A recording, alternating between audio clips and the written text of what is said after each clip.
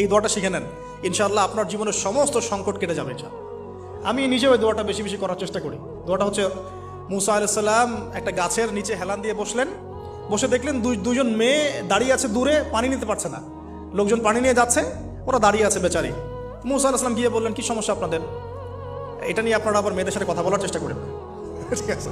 তো মাহারাম গায়রা মাহারাম মেনে চলে। তারা বললেন যে আমাদের বাবা অনেক বৃদ্ধ মানুষ, আমরা পানি নিতে পারি না যতক্ষণ না আমাদের কম পানি নিয়ে চলে যায়। তো মুসা আলাইহিস সালাম একটু বললাম না, ফিজিক্যালি খুব স্ট্রং ছিলেন, থাকে না বডি বিল্ডার, সামনে গিয়ে কথা বলে সরো পানি দিতে দাও, তখন মানুষ একটু মূল্যায়ন করে না। তো মুসা আলাইহিস সালাম এভাবে পানি নিয়ে দিলেন এবং বাছুরদেরকে পানি পান করালেন, করিয়ে গাছের নিচে এসে বসে আছেন। বসে বসে তিনি দোয়া করছেন, এই যে দোয়াটা তিনি দোয়া করছেন, রব্বি, একটা নেক কাজ করলেন, নেক কাজ করলেন না, মানুষের উপকার করলেন, নেক কাজ করে এসে গাছের নিচে বসে দোয়া করছেন, আল্লাহ এখানে তো আমার খাবার পানি বাসস্থান কিছুই নাই, আমি কি করব?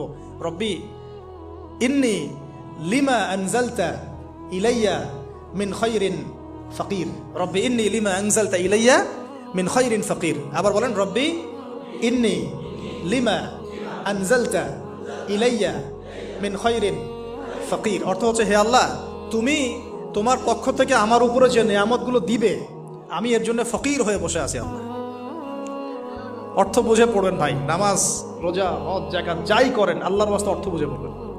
অর্থ বুঝে পড়লে আপনার ইবাদতের স্বাদ পাবেন, তৃপ্তি পাবেন, আল্লাহর সাথে কানেকশন হবে।